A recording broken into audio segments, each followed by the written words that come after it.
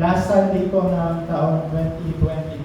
So, ito po yung huling huling halakak, huling worship natin. So, overall, nawa magkaroon tayo ng final answer for the year of 2025 sa pamamagitan ng ating message. So, make sure that we will have victory in receiving the answer from the Word. At the same time, magkaroon tayo ng tamang panalangin for 2026. Amen. So, title po ng message natin, Eternal Thanksgiving, Daily, Hourly, and Everything. So, nabasa po natin kanina yung 1 Thessalonians 5:16 hanggang 18. Basahin ko lang po ulit.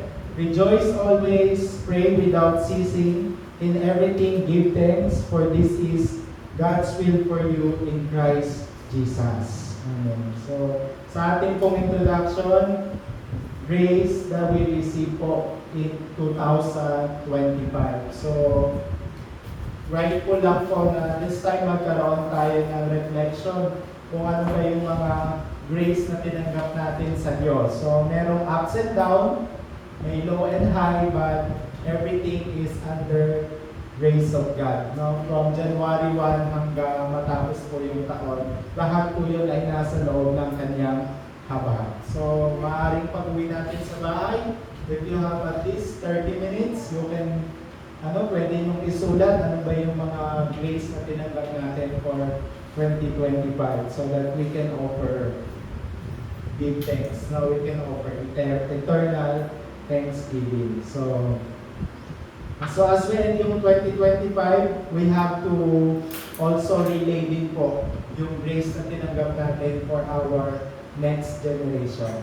So ayun po yung isa sa mga goal ng ating victory sa buong taon ng 2025. So sa number 1, my identity and assurance. So, it's given na po and it's best if we can offer eternal thanksgiving for the assurance of our identity.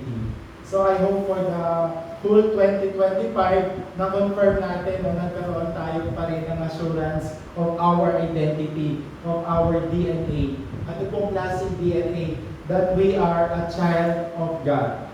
Now, we are chosen bilang mga remnant. Sabi ni Moksanim, we are chosen bago palikhain ng Diyos yung mundo, pinili niya na tayo bilang kanyang mga anak, bilang isang mga remnants. And pinili tayo ng Diyos upang makaloob doon sa tinatawag na Christ Covenant.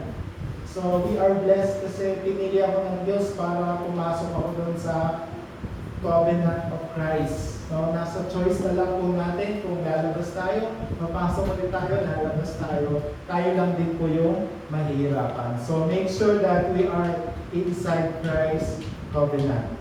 And number 3, tayo ay tumanggap ng treasure.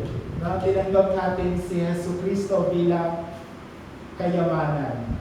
Sabi sa Bible, nasa Kanya lahat ng kayamanan. So, paano tayo hindi makakapagbigay ng eternal thanksgiving? So, wala pong reason not to give thanks or not to offer eternal thanksgiving daily, hourly, and everything.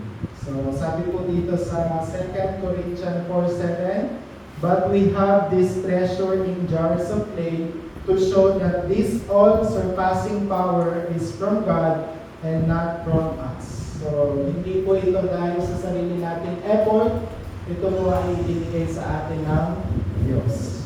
Amen po ba? Amen. Number 2, it's okay.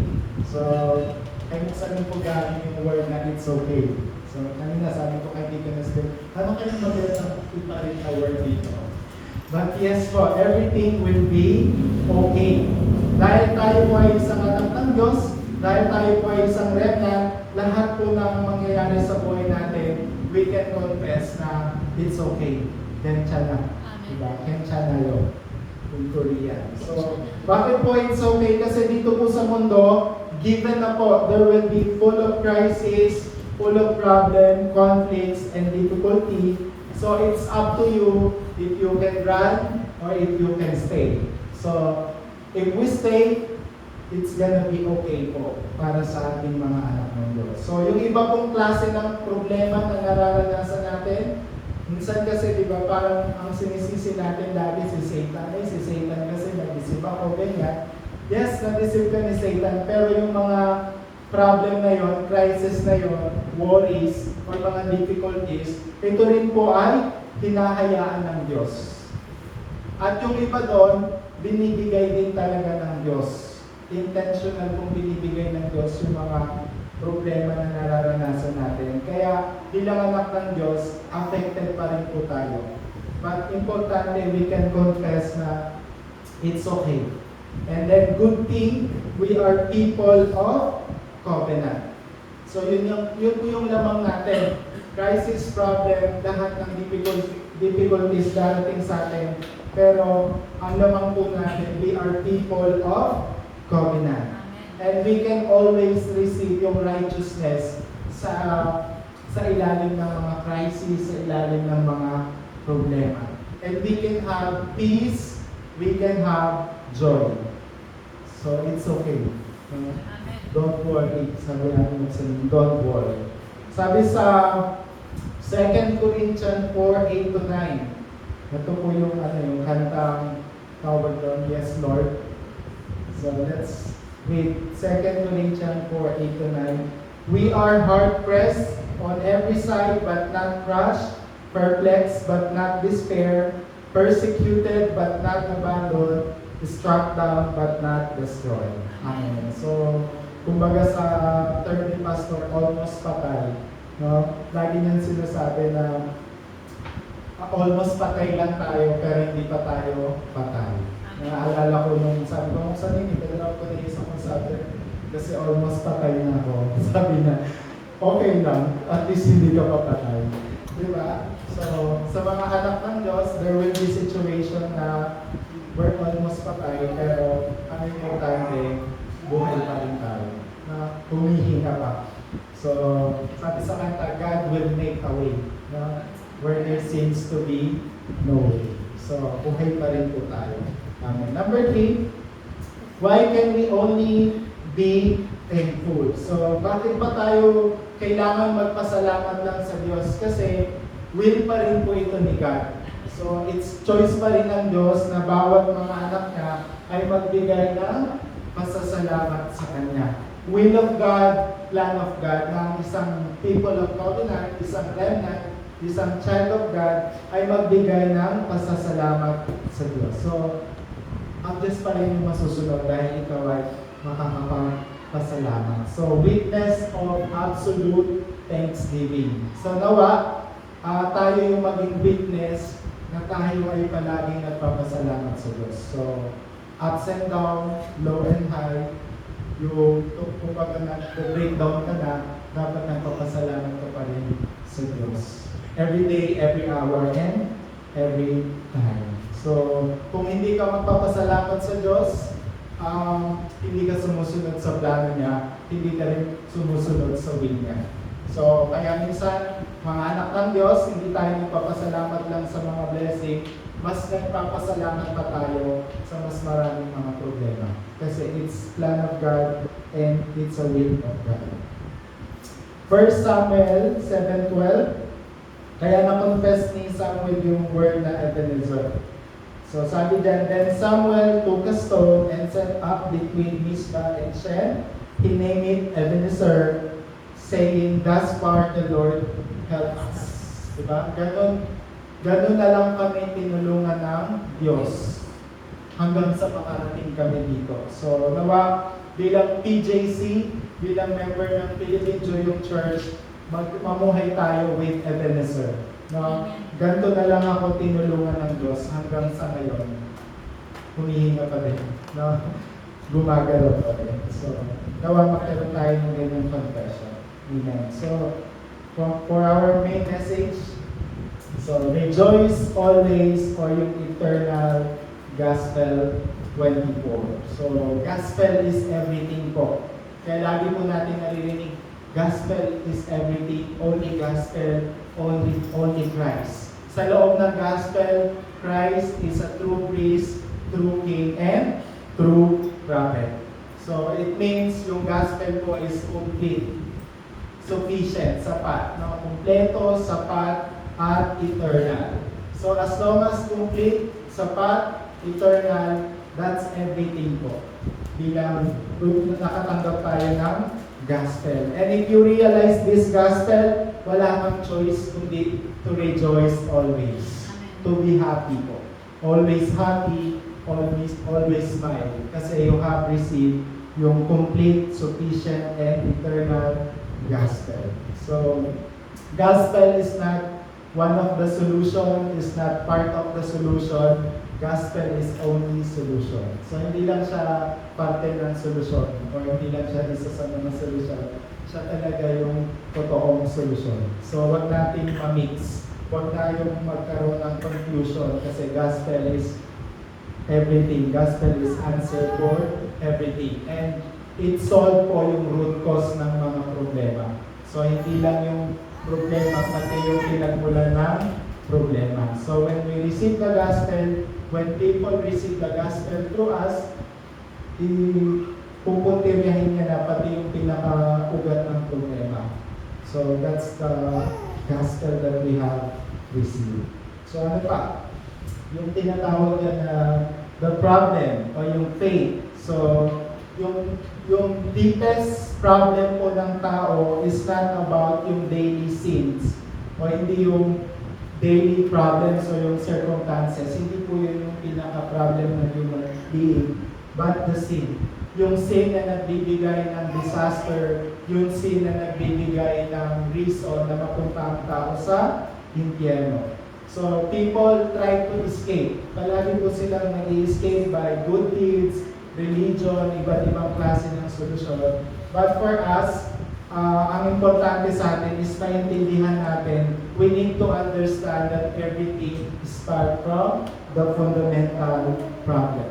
And we need to accept na part tayo nun, at least before. At least dati, part ako nito. So ngayon nakalaya na ako so that we can offer yung rejoice always. No? We can offer yung maging magalak tayo palagi. So ano pa? Let's see. Ayan, so yung restoration of God image. So yung ating identity, yung ating authority, yung ating purpose, yung ating mission. All in one package. So Genesis 1:27 hanggang 28. Tumanggap tayo ng complete package. So kaya lang, na-damage ito sa pamamagitan ng sin. But in Christ po, na-restore po ito sa atin. Yung identity, yung God's image, na-renew, yung authority po natin na-restore, and then yung kagalingan po na-start. No? Nandun pa tayo sa we are working in progress pagdating sa healing. At the same time, we have received yung mission to represent yung image. At tawag po doon, ambassador. To represent yung image of Christ here in earth. So we can rejoice always.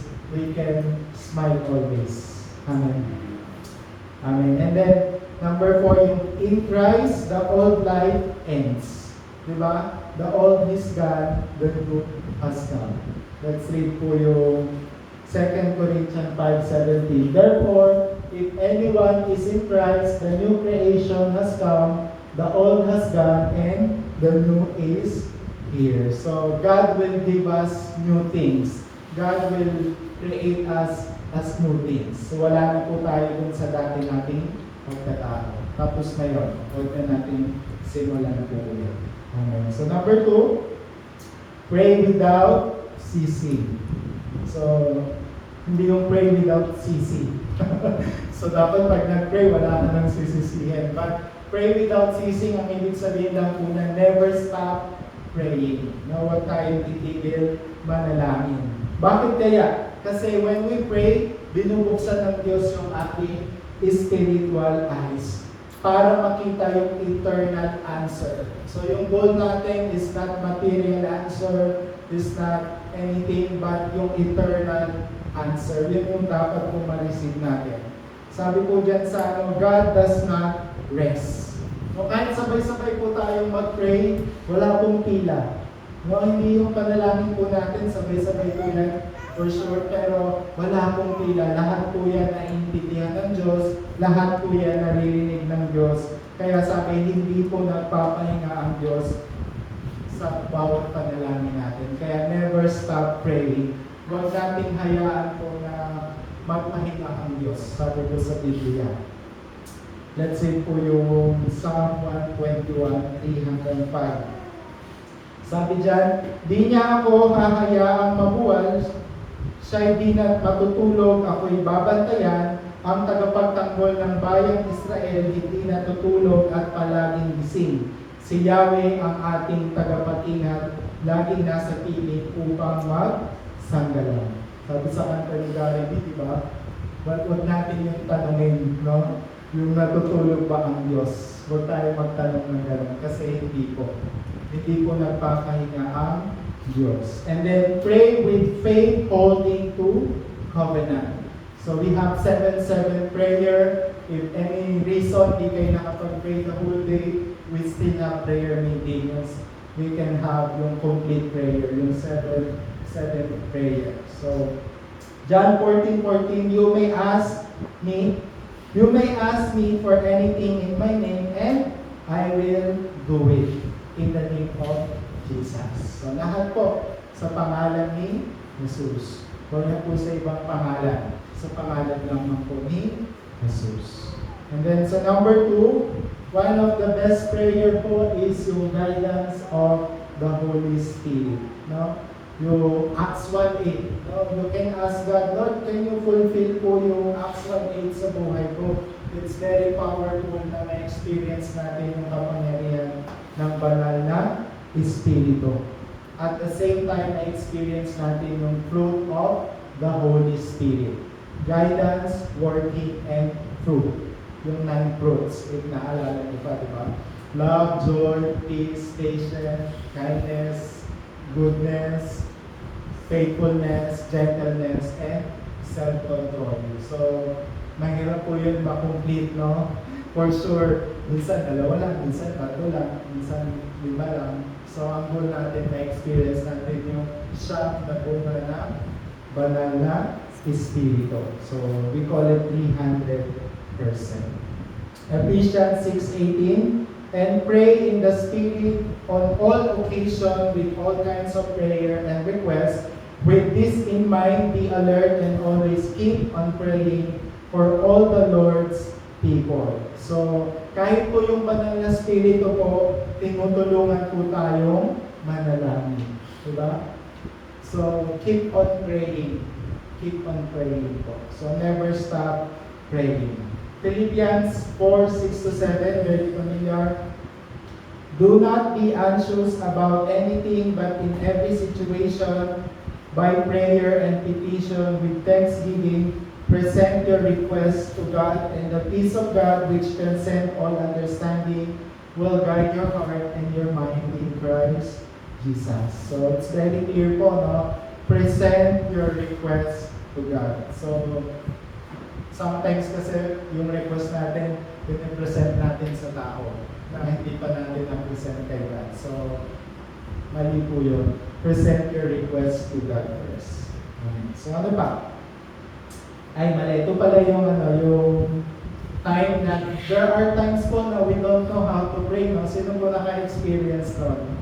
Na gusto mo mag-pray, pero you don't know how to start, you don't know what to start, hindi mo masabi yung gusto mo ipag-pray, pero alam mo kailangan ko ng manalangin. Ano na to? Parang urgent na to. Ang hirap na. So there are times na ganyan po, kahit ako po minsan na-experience ko yan na it's really hard to pray kasi parang overwhelming na, sobrang haba na, sobrang dami na, sobrang daming worries. Sometimes gusto mo mag-pray, i-deceive ka pa ni Satan. Na-experience ko yun na mag-pray ako pero biglang may darating na biskita o kaya biglang may emergency, biglang magkakaroon ng ibang concern. That's also part of the deception of Satan na mag-stop tayo to pray hanggang masanay na lang tayo na hindi na tayo nananalangin. But good thing, tinutulungan tayo ng Holy Spirit to pray. Sabi sa Bible, no? Ano bang verse to? Rome 8:26 and 34. In the same way, the Spirit helps us in our weakness. We do not know what to ought to pray for, but the Spirit Himself intercedes for us through the wordless groan. Who then is the one who condemns? No one. Christ Jesus who died, more than that, who was raised to life in the right hand of God and also interceding for us. So, ang banal na Espiritu, si Jesu Cristo, tinutulungan din tayo manalangin. So, kaya you have to invite yung Holy Spirit, at least yun lang, so that you can start praying. And then, hindi mo mamamalayan, ang dami mo na palang na ipag-pray. No? Kung kailangan mong ma-mention, kailangan mong isa-isahin yung mga tao, why not? No? You have to be successful in prayer. And Rome 8:35 hanggang 39, yung 38 na lang, sapagkat natitiyak kong walang makakapaghiwalay sa atin sa kanyang pag-ibig, kahit ang kamatayan o ang buhay, ang mga anghel o ang pamunuan, ang mga kapangyarihan, ang kasalukuyan o ang hinaharap, ang kataasan o ang kalaliman, o alinmang nilalang ay hindi makakapaghiwalay sa atin sa pag-ibig ng Diyos na pinagkaloob sa atin sa pamamagitan ni Kristo Jesus na ating Panginoon. So, no one can separate us from the love of God. No? Kahit sino pa yan, kahit special pa yan, walang makakapaghiwalay sa atin sa pag-ibig ng Diyos doon sa pinasa natin. This is the grace of God. Kahit ang enemy, kahit ang kaaway, yung love of God is unchangeable, sabi nga. Yung love of God is unstoppable and it will never separate us. So ang tawag po doon, with Emmanuel and oneness blessing doon sa ating journey. So number 3, so kanina we have yung rejoice always. Tapos ano yung pangalawa? Pray continually or pray without ceasing. And pangatlo, give thanks in all circumstances. So ito po yung goal ng buhay natin is to give thanks in all circumstances. So bakit po? It's necessary. It has to be accomplished po. Kailangan maganda po sa buhay natin na tayo ay magpasalamat sa lahat ng pagkakataon. So we can also experience yung answer of uniqueness and recreation. Amen. So, anong verse to? Rome 8:28. Alam natin sa lahat ng bagay ay gumagawa ang Diyos para sa mabuti, kasama ang mga nagmamahal sa Kanya, silang mga tinawag ayon sa Kanyang layunin. So we are called sa layunin ng Diyos. Ako, ikaw, tayong lahat. So, deserve po natin. Deserve po nating tawagin ng Diyos sa Kanyang layunin. Hindi sa sarili kong layunin, kundi sa layunin ng Diyos. And because of this, yung lahat po ng absolute, number 3, yung absolute impossible, it will become absolute possible through our faith. So, pamamagitan ng ating pananampalataya. So, let's say si Joseph, di ba? Alam naman natin yung naging pananampalataya ni Joseph, si Daniel, no? Si Daniel, sabi ni Daniel, sige, patayin niyo na ako. Kung papatayin niyo ako, sige lang, go lang, di ba? Si Esther, if ako ay mapuksa, at di mapuksa na, di pa rin ako susunod sa Diyos. Ay, doon sa Diyos ano. Di ba? Sino pa? Yung mga sila Abraham, di ba? Sabi sa Bible, hindi nila deserve yung mundo. Hindi nila deserve yung na-experience nila. Pero naranasan nila yung dahil sa kanilang pananampalataya. Di ba? So, may we have this kind of faith, kagaya nila. Nawag ganito yung ating maging resolution. So, I don't know kung may New Year's resolution na kayo or parang wala naman parang hindi naman ako tumatangkat Di ba gano'n? Pero ito talaga yung totoong resolution natin, to live by faith. Amen? Mamuhay tayo with faith. So lahat ng absolute, impossible, magiging absolute possible. We can confess yung sa Bible na in God, nothing is impossible. So wala pong imposible sa Diyos. Kahit ano pa pong kapalit. No? Kahit ano pa kapalit ng buhay ko, kapalit ng ano pang meron ako dito sa lupa, worth it pa din. It's all worth it. Kung ano man yung maging kapalit nito, everything will be worth it po. And then, we can experience din po yung power of throne na ibinigay sa atin. When we experience yung power of throne, we can overcome everything. We can be victorious sa lahat ng sitwasyon. Yan, nagagalit ko sila. Konti na lang to. Konti na lang, nagagalit ko sila. Ano pa? We will be a source of power. Diba? We will be a source of blessing. Totoo po yun. Pag kinonfess natin sa bawat isa, you are the source of blessing. Sana sincere, no? Sana authentic yun. Kasi, yes po, totoo po that we are the source of blessing. We are the source of life. So, from 2026, so this time can be a good transition, no? Mag-transition na tayo. Kasi, minsan, ang hirap kung kailan January 1, doon ka pa na magsisimula. Why not ngayon ka na magsimula? From today, tomorrow, hanggang Tuesday, you can start, no? To offer you 1, 2, 3. Rejoice always, pray continually, and give thanks in all circumstances. Parang ang dali lang, no? Parang ang dali lang, no? From January 1. Simulan nyo na po mamaya or bukas. So, this is our eternal thanksgiving. So, maybe also follow yung path ng 7 remnants. Diba? They are able to rejoice always, pray without ceasing, and give thanks in all circumstances. Amen. So, for our conclusion, every day, every hour, and every moment. So, let's decide na po. What's your goal? Ano bang goal ng buhay mo? So, sa aming mga maedad na, hindi na rin namin alam kung ano bang goal namin sa buhay. Litong-lito na rin kami. But, ano ba yung ating goal? May goal pa ba tayo? So, what is our absolute goal this new year? Witness of the gospel. So, how can you be a witness of the gospel? You need to imprint, you need to root, and become your nature. Diba? So, naalala ko na namin sinabi ng isang pastor, pag nag-preach ka sa harap, dapat witnessing na lang. Hindi ka na nag-memorize, hindi ka na nag-aaral, dapat witness ka na lang doon. So, hindi ka nag-preach, nagiging witness ka talaga. So, ganun din po sa atin. When we meet people, hindi mo kailangan mag-preach, minsan kailangan mo lang maging witness. No? Maging tunay na witness. So, ano pa? Live the life of being righteous in God's eyes. So, mamuhay tayo ng matuwid sa paningin ng Diyos. No need na sa paningin ng tao. There's no need na po na mamuhay ng matuwid sa harap ng tao. No need to please people, but to please God. You can put boundaries, no, sa mga tao na nagkakaroon ka lang ng stress. No need to please them.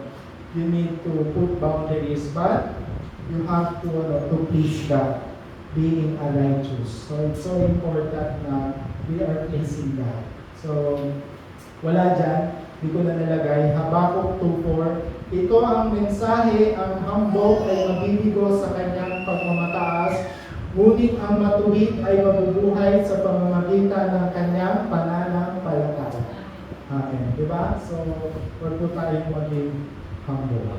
Rome 1:17, for in the gospel, the righteousness of God is revealed, a righteousness that is by faith from first to last, just as is written, the righteous will live by faith. So if you want to be righteous, very simple, you live by your faith. No, hindi lang sa loob ng church, hindi lang pag magkakasama tayo, syempre mga Kristo na tayo, lalong-lalo na po sa labas. Live by faith. Number 2, number 2? Continue yung 3 days. So, this week na po ito, pwede tayong mag-transition na mamuhay tayo with 3 days from today po. No? One of the best restoration ng today's word, today's prayer, and today's evangelism. Number 2, yung witness of unprecedented response. So, mamuhay lang tayo. Continue to live as platform, watchtower, and antenna. So, ibig sabihin lang po nun, become the light that never died. So, that never dim. So, dapat, sabi nga, di ba, keep your fire burning. Huwag mong hayaang mamatay ang liwanag ni Kristo sa'yo. So, kasi kawawa ka. Kawawa tayo pag namatay yung liwanag ni Kristo. So, become the light that never dies. So, ano pa? May we have the right response. So, lagi po natin naririnig to yung tamang response. So, for us, it's not about problem, it's not about conflict, it's not about crisis, but it's about answer, renewal, and opportunities. Diba? Sabi nila, hindi yung tungkol sa problema, kundi tungkol yun kung paano mo siya nakakapin. Ano yung magiging response mo. So, praise God kasi na-receive natin yung message of 3 response. So, everything is answer, renewal, and opportunity. And at the same time, let's have a prayer that transcends time and space. Ganun na kalala yung prayer natin. Dapat nagtatranscend na siya ng time and space. Meaning, it can transform people. It can change people's life. Because of you, dapat yung destiny ng tao mabago. Because of you, yung buhay ng tao mabago. So, may we all have this kind of prayer. Last na po, witness of gratitude. So, syempre mamuhay tayo na bilang witness ng gratitude or yung thanksgiving. Ano pong ibig sabihin nito? Always offer worship. No? Konti lang tayo ngayon, but as long as we offer worship in spirit and in truth, you are witness of gratitude. So, that means you have to be victorious in Word of God, yung pulpit message. No? You have to be victorious in prayer, offering, praise, and fellowship. And then yung last po, live the life of being a disciple. Evangelist disciple. Meaning, pangawakan natin yung 237, 5,000 word evangelization bilang ating life direction. So, if you don't have life direction, ito na yun. No?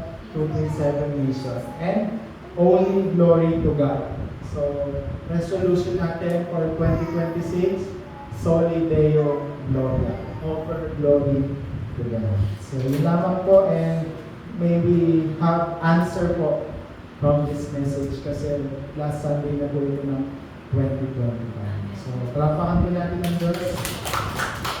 So, sabay po tayong manalangin. Let's pray na may we enjoy yung ating identity. Let's pray that everything will be okay. And then let's pray that we can always be thankful, rejoice always, pray without ceasing, give thanks in all circumstances, and most importantly for 2026, become a witness of the gospel, witness of the right response, and witness of gratitude, and offer yung worship and spirit and in truth. Let's pray.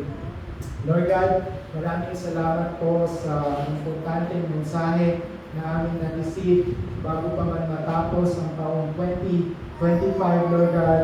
Thank you for reminding us that in everything, in every problem, in every conflict, in every worries, or in every darkness, Lord, we can rejoice always. We can pray continually, and we can give thanks in all circumstances, Panginoon. Lord, from today, may you allow us to experience the power of the Holy Spirit for the next coming days, for the next coming year. May you allow us to stand as a witness of the gospel. May you allow us to be a witness of the unprecedented response. May we see that every problem is an opportunity, every crisis is a renewal, and lahat po ng difficulties is an answer for us, Lord. Maraming salamat po. From today, may we offer you, may our life be a witness of gratitude by giving you a victory in worship, by giving you a worship in spirit and in truth, Panginoon. Lord, may you allow us to continuously shine the light of Christ, and because of us, people will change their destiny, people will renew their life. Yung buhay po, yung spirit po ng tao ay mabubuhay dahil po sa aking Panginoon. Maraming salamat. Nawa, Lord, yung mensahe nito ay ingatan mo sa aming mga puso at patuloy na kayo lamang po ang magtaas, kayo lamang po ang mapanagalan. Sa tanging pangalan ni Jesus, Amen. So, ayun. So ano ba? Announcement po, I guess may EPSA camp po is February. Wala, sila na bahala, no? I don't know kung pakapagay lang ba. But let's continue to pray for EPSA. And February 16 po yung camp natin with Sons of Church. So I hope if you have schedule, pwede nyo na po yung kung mga student kayo, pwede na po kayong huwag mag-absent. Pwede na, if in case lang naman na kayo naman po mag-excuse so that you can join po with them, why not? And if kailangan naman